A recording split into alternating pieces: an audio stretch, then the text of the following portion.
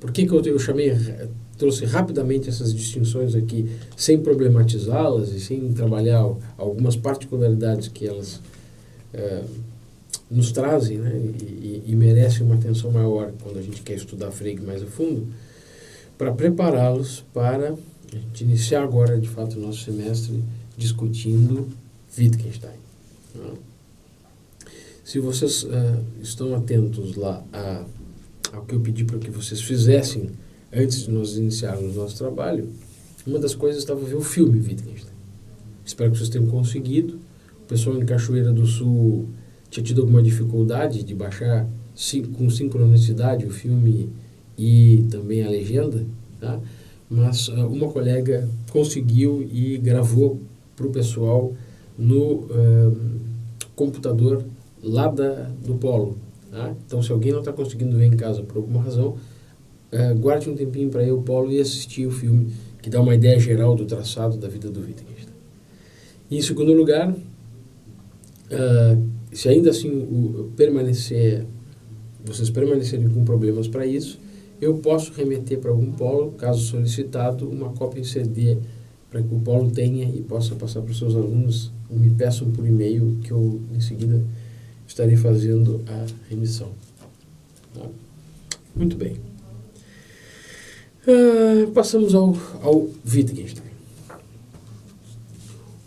Lá na nossa interação, no início do semestre, eu disse para vocês que alguns autores são emblemáticos na história da filosofia, porque de alguma maneira eles mudam traçados, né? Eles revisam a tradição, mesmo no caso do Wittgenstein, não serem grandes leitores da tradição, mas ainda assim eles acabam traçando caminhos diferentes, e por isso são considerados autores emblemáticos, porque eles mudam alguma coisa, algum caminho, né, e cortam o que a gente chama uma espécie de modelo de pensamento, ou paradigma. E o Wittgenstein é um desses pensadores. Tá? O Wittgenstein é um desses pensadores, e ele faz isso duas vezes, né, na história da filosofia. Duas vezes ele faz mudanças radicais na história da filosofia, naquele sentido, sobretudo, né, de que a linguagem não está sendo considerada no século XX um novo campo para o filosofar, né, não é isso, mas sim a ideia de que nós não podemos fazer filosofia sem linguagem. E o Wittgenstein vai tentar mostrar isso de duas maneiras diferentes. Nessas duas maneiras diferentes, que guardam entre si uma mesma motivação, tá? Não são dois autores, pelo menos uma boa parte dos comentadores da Fortuna Crítica encontra nesses dois momentos do pensamento do Wittgenstein uma continuidade. Ainda assim, há diferenças no modo de apresentação desses problemas, tá? Que basicamente repousam nas nossas possibilidades de utilização da linguagem para os nossos objetivos, impactam nesse sentido, desculpem, da utilização da nossa linguagem para os nossos objetivos na filosofia ou com a pesquisa filosófica. E existem hoje, né, contemporaneamente, né,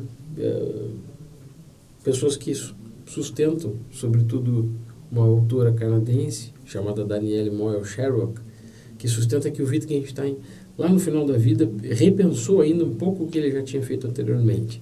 E isso atribuiria ao autor, ela atribui ao autor, com essa mudança, um terceiro momento, uma terceira etapa do seu pensamento, um pouco diferente do que a maioria dos autores classifica, que são dois momentos diferentes. Bom, como eu tive a oportunidade de dizer pessoalmente, né, na semana passada em Cachoeira, né, mas não disse em todos os polos, que eu farei assim que nós nos encontrarmos, o Wittgenstein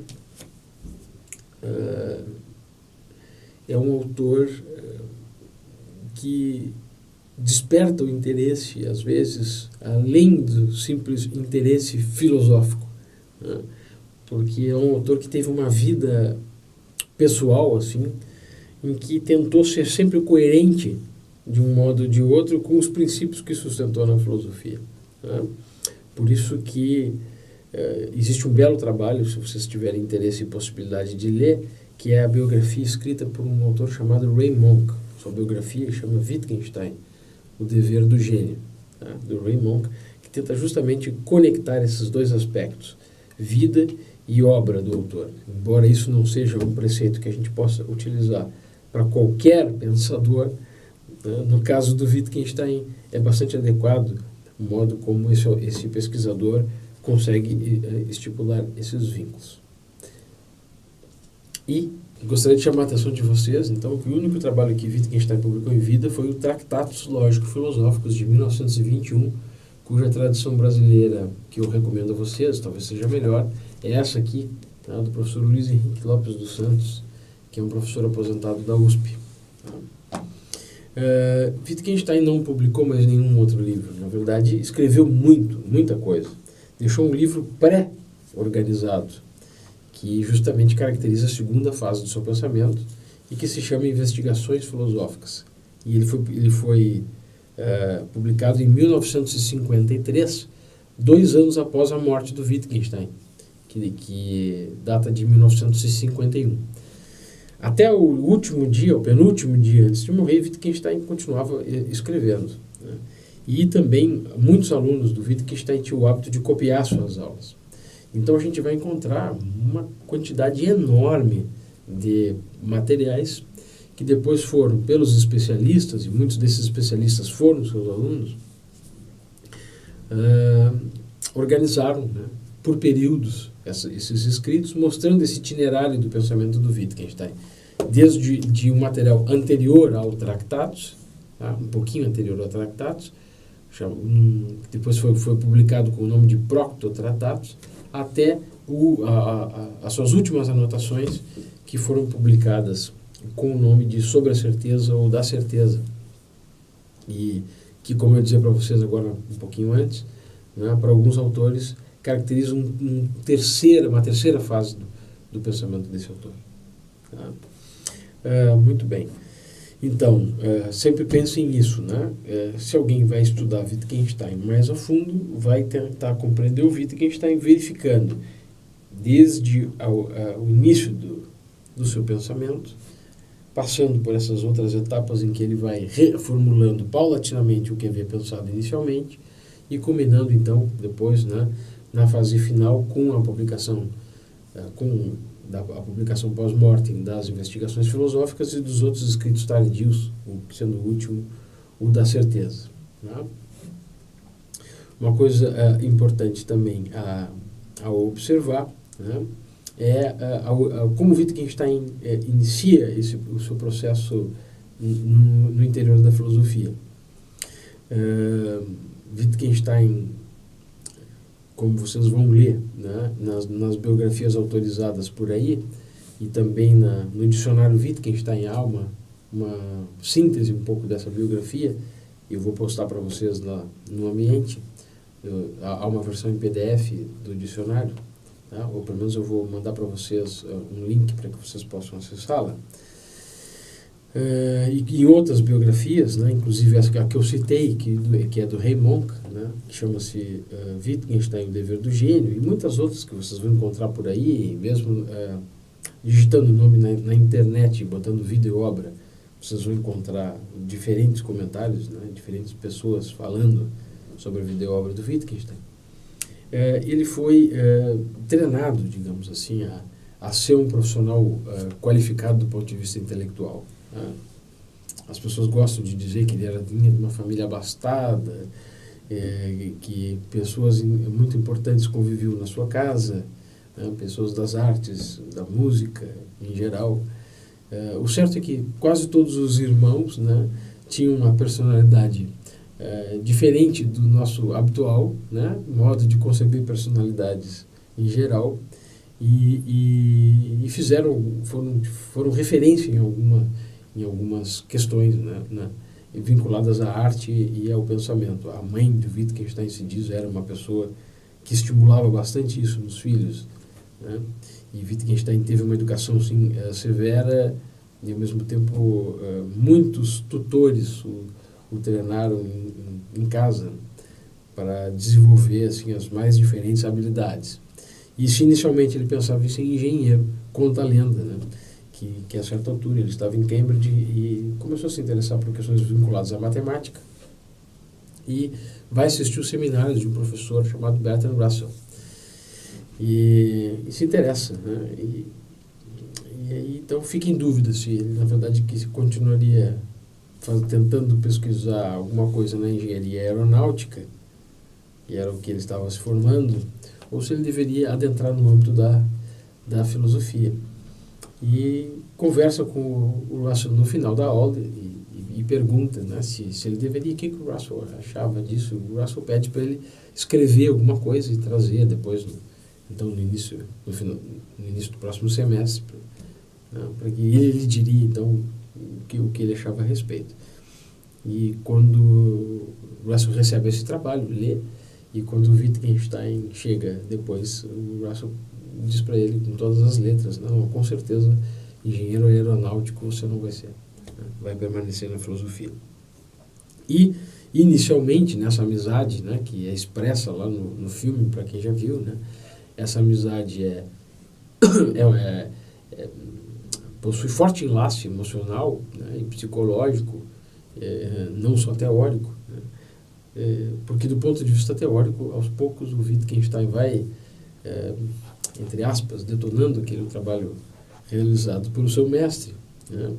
Até porque o seu mestre, nesse momento, até porque Russell, nesse momento, já tinha outras opções para a sua carreira intelectual e achava que já não tinha suficientes condições intelectuais de levar o projeto adiante. Então, confia o Wittgenstein a levada do projeto da filosofia da lógica, filosofia da matemática e questões vinculadas, obviamente, né, à filosofia da linguagem, né, confere ao Wittgenstein o trabalho de seguir esse percurso.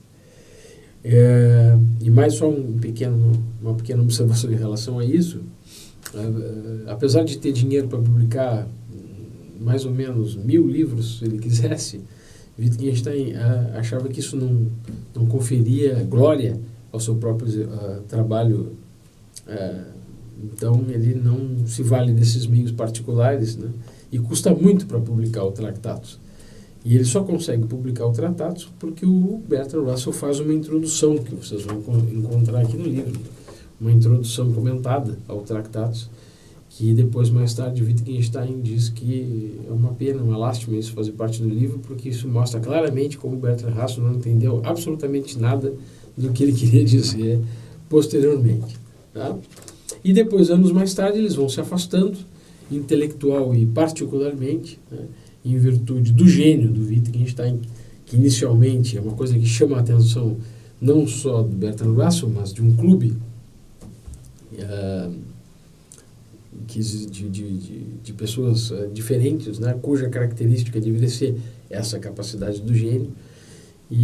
Mas depois, posteriormente, o Wittgenstein vai se enchendo a paciência, entre aspas, desse tipo de relação intelectual e acadêmica que existia no universo dessa cidade relativamente pequena, que era Cambridge, e também começa a mudar o seu modo de ver a filosofia e percebe no próprio Tractatus um erro, né, que nós vamos chamar a atenção mais adiante, que ele próprio gostaria de ter eliminado em relação à tradição filosófica. E a última observação, né, é que Wittgenstein se reconhecia um leitor defectivo em relação à tradição. Né? Dizer que ele nunca leu nada, absolutamente nada de nenhum autor, não, é um exagero de comentadores. Né? Diz que em certo momento ele se irrita um pouco pelo fato de alguém cobrar que ele não lia Aristóteles. Mas talvez ele tenha lido Aristóteles. Né? Nesse momento tenha sido só um momento áspero de discussão com os seus debatedores. Mas ainda assim não leu Aristóteles como a maior parte dos estudantes de filosofia o faz. E assim como muitos outros autores da tradição. E ele tinha uma preocupação de pensar. Por isso, uma interessante característica desse autor é justamente essa, né? Ele tinha uma característica de poder exercitar o pensamento. Exercitar o pensamento sem aquilo que nós tomamos como cuidado hoje, nos dias de hoje, quando nós fazemos filosofia. Que é sempre essa ideia de saber se alguém já disse isso, aonde disse, fazer a devida citação, a devida referência, para que nós não venhamos a dizer que são nossas algumas ideias que são de outros. O Wittgenstein não tinha muito esse problema. E ele assume isso expressamente no prefácio do Tractatus, que eu vou ler para vocês agora daqui a pouquinho. Tá? Ele é um livre pensador. Ele diz, então não me interessa se algumas pessoas escreveram ou não. Tá? O que eu vou dizer agora. Interessa é que a gente está fazendo filosofia. Tá? Então ele tinha esse desprendimento e essa vontade de escrever filosofia independentemente de uma formação robusta do ponto de vista histórico. O que a gente espera, em geral, né, dos estudantes de filosofia que vão fazer a sua formação posterior em nível de pesquisa, né, hoje, com aquilo que nós chamamos hoje de mestrado, doutorado, etc. Eu vou ler para vocês agora o prefácio do Tractatus. Tá? É muito interessante o prefácio do Tractatus, porque ele mostra um pouco como o Wittgenstein olha para esse livro no momento em que o publica. Tá? E algumas coisas muito importantes que estão desenvolvidas no livro estão contidas nesse prefácio. E vocês vão notar algo que vocês vão talvez caracterizar como uma certa arrogância no modo de expor as questões. Tá? É verdade que o Wittgenstein considera que o Tractatus seria um marco, e foi um marco, de certo modo, divisório na história da filosofia, né, e que ele conseguiria, nesse momento, né, colocar uma pá de cal, né, em cima de muitas tentativas filosóficas de dizer algumas coisas que, segundo o nosso autor, Wittgenstein, né, serão um conjunto de proposições que não dizem nada a respeito de nada. Tá? E vocês vão perceber que o enfoque todo está na linguagem. Tá? Na linguagem e, mais do que isso, Wittgenstein vai nos convidar a pensar que a nossa linguagem é defectiva ou na nossa linguagem não cabe algumas reflexões que são fundamentais, né, para muitos filósofos que o antecederam e que envolvem todas aquelas discussões em torno de metafísica, em torno da ética e em torno da estética. Né? O que o Wittgenstein vai tentar nos mostrar é que a nossa linguagem não abarca, se nós pensarmos nessas áreas, proposições que possam conter, possam ser genuínas proposições e possam conter a possibilidade de serem verdadeiras, né, como suspeitavam os filósofos. Então, Wittgenstein vai nos mandar calar diante dessas questões. Vamos lá, então, ao prefácio. Wittgenstein, a partir daqui, tá? Este livro talvez seja entendido apenas por quem já tenha alguma vez pensado por si próprio o que nele vem expresso, ou pelo menos algo semelhante. Não é, pois, um manual. Teria alcançado seu fim se desse prazer a alguém que o lesse e o entendesse. O livro trata dos problemas filosóficos. Vejam bem, o livro trata dos problemas filosóficos e mostra, creio eu, que a formulação desses problemas repousa sobre o mau entendimento da lógica da nossa linguagem. Eu vou repetir essa frase. Tá? Essa é decisiva para a gente notar o espírito do pensamento do Wittgenstein em geral, particularmente, né, com as motivações aqui do Tractatus. O livro trata dos problemas filosóficos e mostra, creio eu, que a formulação desses problemas repousa sobre o mau entendimento da lógica da nossa linguagem. Poder-se-ia, talvez, apanhar todo o sentido do livro com essas palavras. O que se pode, em geral, dizer, pode-se dizer claramente. E sobre aquilo de que não se pode falar, deve-se calar. Fecha aspas. Então vejam, aqui a gente está trabalhando um limite lógico-linguístico para as nossas operações intelectuais forjadas na história da filosofia. Vocês vão notar, e vou falar disso na nossa próxima aula, né, quando dizer para o Wittgenstein vai ter um sentido muito próprio. Né? Dizer tem um sentido técnico. Eu posso dizer aquilo que eu posso dizer com sentido. E eu devo me calar quando eu não posso dizer algo com sentido. Né?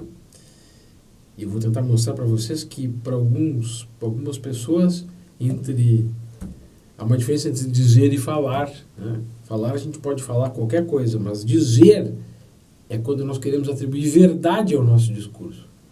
E querendo atribuir verdade ao nosso discurso, as proposições da metafísica, da estética e da ética carecem dessa característica. Nelas, ou por meio delas, nós não conseguimos dizer alguma coisa que possa ser verdadeira ou falsa. E esse é o erro do filósofo que não se dá conta do limite da nossa linguagem. Sigo citando. O livro pretende, pois, traçar um limite para o pensar, ou melhor, não para o pensar, mas para a expressão dos pensamentos. Abre parênteses, quais são as expressões dos pensamentos? A gente chama de proposição, se lembra? Sigo. A fim de traçar um limite para o pensar, deveríamos poder pensar os dois lados desse limite. Deveríamos, portanto, poder pensar o que não pode ser pensado. O limite só poderá, pois, ser traçado na linguagem, e o que estiver além do limite será simplesmente um contrassenso. Quer dizer, a linguagem é limitada quanto às possibilidades de dizer alguma coisa com sentido. Quando a gente desrespeita esse limite, nós ultrapassamos esse limite, estamos dizendo nada de nada, rien de rien.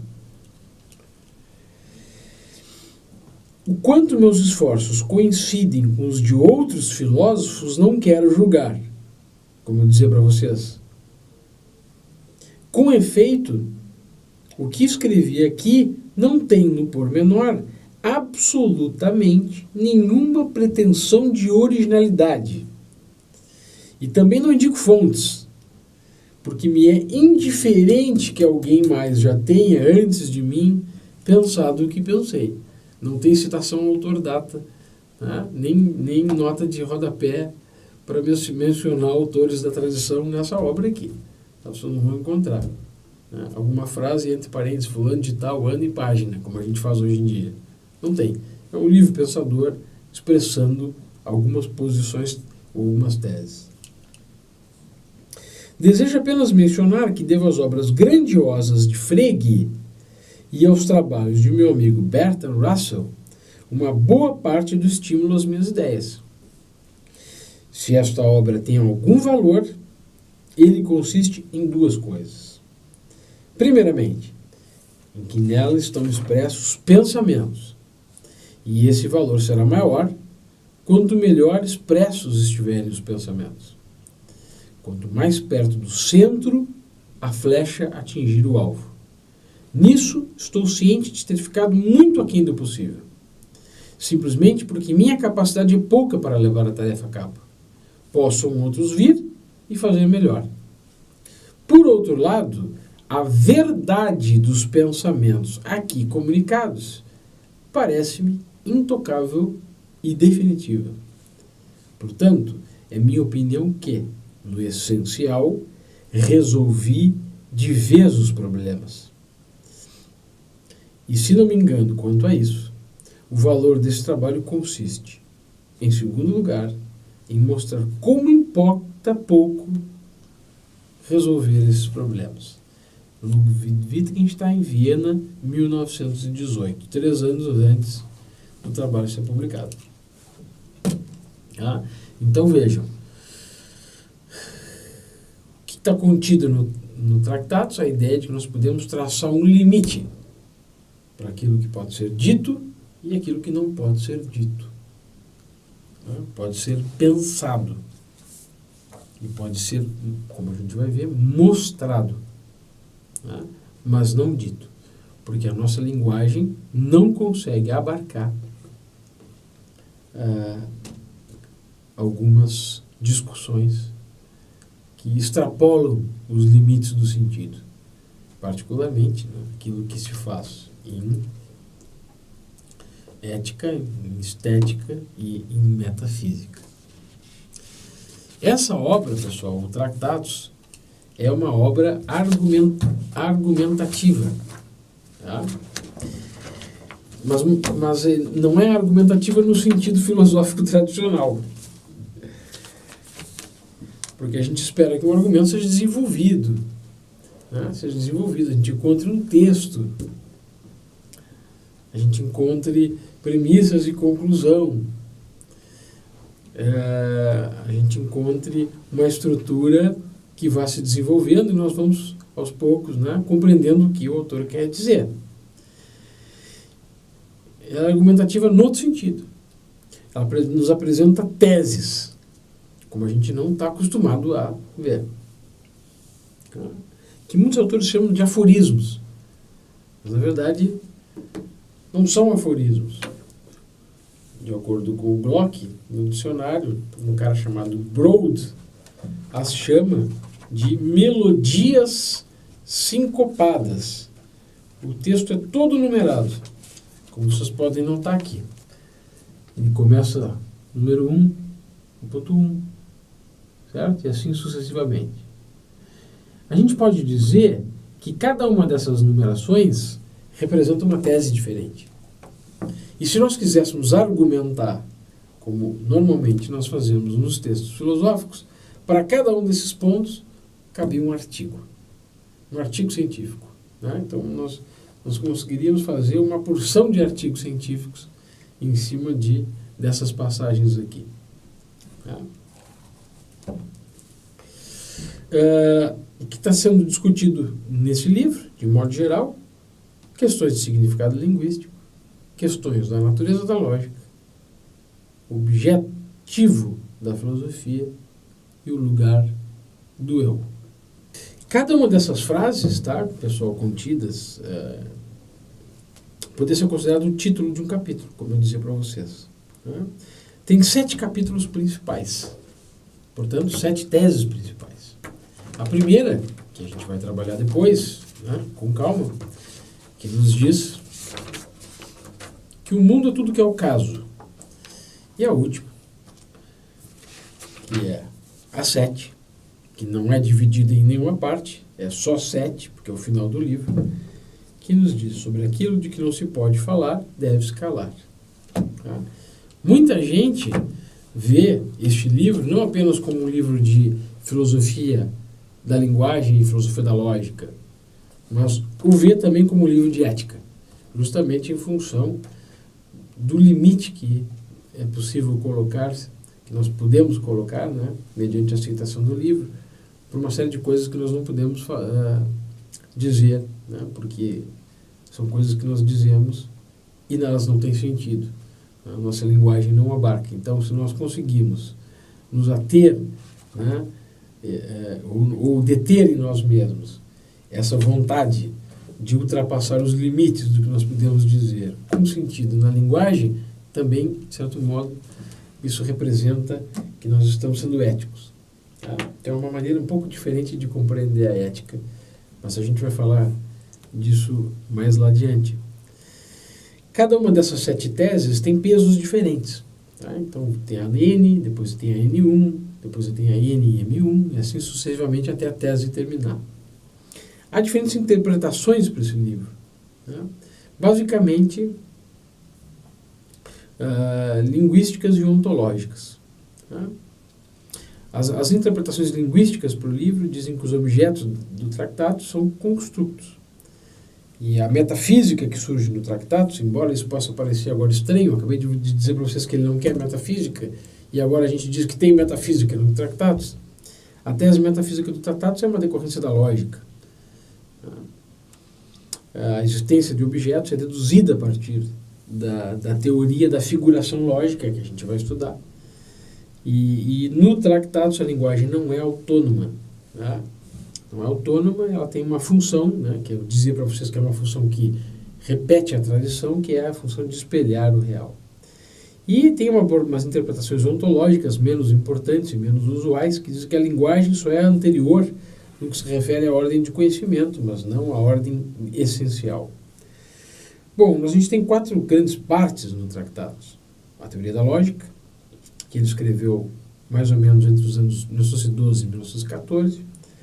A teoria pictórica da proposição, a teoria da figuração lógica, que foi produzida supostamente em 1914. Depois uma discussão sobre ciência e matemática, de 15 a 17, 1915 a 1917.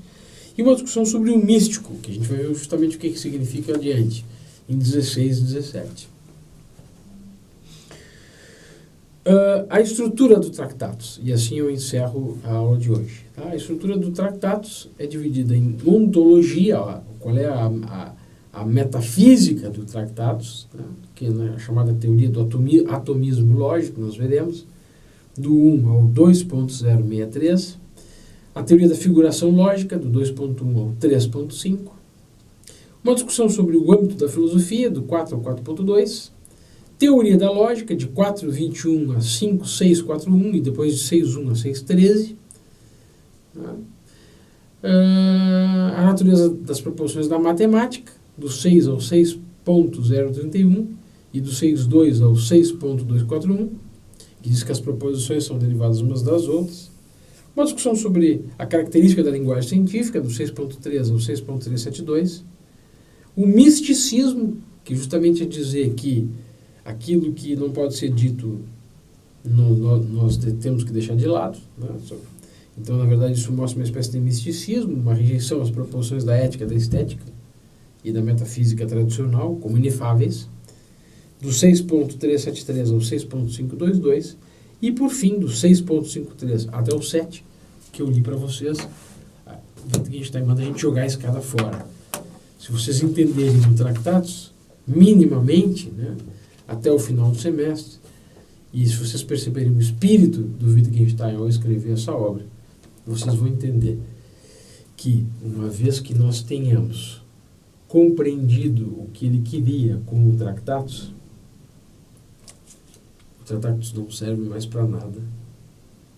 E é justamente tudo o que ele diz para a gente não fazer. E o que a gente vai fazer no final dessa aula é jogar o Tractatus fora. Até semana que vem.